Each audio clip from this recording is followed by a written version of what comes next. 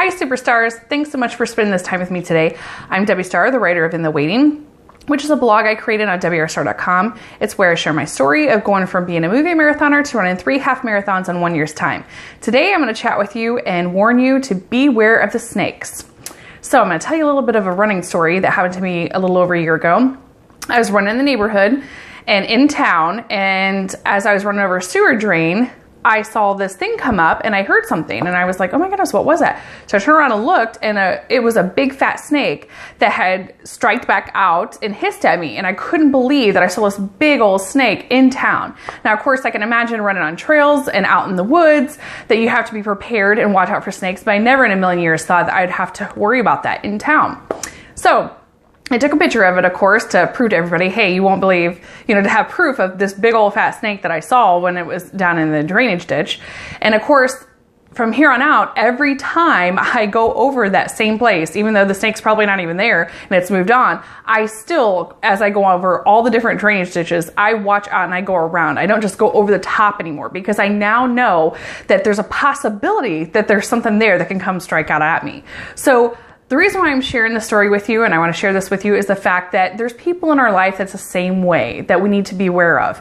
And of course, once we get bitten, the whole saying, once bitten, twice shy, we know, okay, we know how to guard ourselves and how to be prepared.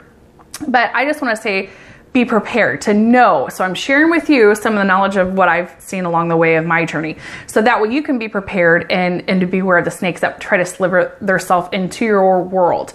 Now, who are those snakes?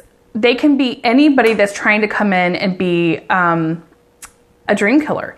When you get a snake, what's the worst scenario, right? That you could possibly be bit. And of course, if you're bitten, it hurts, and you have to deal with that wound and properly take care of it, so you don't have to worry about infections and things like that. And a worst case scenario is they would inject poison, which then could lead to death, correct, right? Well, it's the same thing with your dreams. There's some people that are out there, and some snakes that will just bite you just to wound you. But if you properly take care of that, you don't have to worry about anything like that. You can just know it, take care of it, move on. But if they inject, you allow, it's a poisonous snake and they inject your poison, then you have to get medical attention and get that poison out of there, counteract that, so that way you can heal up and not have death to your dreams. And it's the same thing with our dreams. There's going to be people that, out of jealousy or for whatever their issues are going to try to get you, they're going to tell you all these negative things. I know when I first was starting to run, one of my marathon training for my first half marathon, I had people come and tell me, oh my goodness, Debbie, did you hear about so-and-so? They ran their entire marathon. At the end of the race, the guy killed over and died because he died of a heart attack. All these negative things. It was just absolutely ridiculous. And yes, some of them probably were truth and did happen, but I didn't need to hear those things. People need to be encouraging me, not telling me death and horror stories, and things that are so negative to get you to kind of like quit what you're doing. Anytime you're doing something different than anybody else, there's going to be so many people that are going to have an opinion and they're going to have things to say. But those that truly care about you, they're going to nurture you, they're going to encourage you, and they're going to want to help you along your journey. There's the other snakes that I got to warn you about is that will try to slither their way in there are the sellers. Basically, there's all kinds of, lotions, potions, shakes, DVDs, all kinds of stuff out there nowadays that people are trying to sell you. And the weight loss industry is a huge business nowadays. And so there's so many people that will see your progress, that you're starting to make healthy choices, and they'll try to grab onto that to get you to start, so that they can make a money and profit off of you. And there's going to be some people that will see the progress you have made and they'll want you to start taking their vitamin supplements or whatever it is. So that way they can turn around and say, oh, see this great story of this gal and, all the stuff that she's done. And yeah, she takes our stuff, so that they can kind of get some of the credit and still a little bit of your joy, of what you've worked for. And it has nothing to do with the lotions or potions or pills or shakes that they're selling. And, God has such an amazing garden out there. You don't have to drink a green powder out there in order for you to get your greens every day, okay? You can eat your greens the natural, healthy way. You don't have to spend a ton of money you don't have to join these big, huge mega gyms or anything like that. You just need a good pair of shoes and to go out and work up a sweat. Whether you're walking, running, biking, whatever it is, dancing in your house, cleaning your house, whatever it is, you don't have to spend a ton of money out there to get healthy. And that's a big misconception that a lot of people say. And a lot of people, of course, believe those lies, just like the serpent in the garden.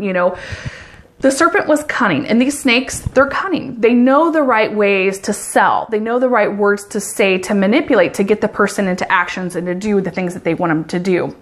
And so the same way with the serpent in the garden, which we know how that turned out, which was not good, just beware of the serpents in your life too, to be on guard, just to know that, if people come around and they're trying, just to have that discernment. And if somebody is, and there really is, I'm not saying that everything out there is horrible and bad and don't buy anything, but I'm saying do the research, take time to think and pray about it, and really take time to look at people who have been on it long term, not just a couple weeks or a couple months and they got this quick weight loss. Have they kept the weight off for years?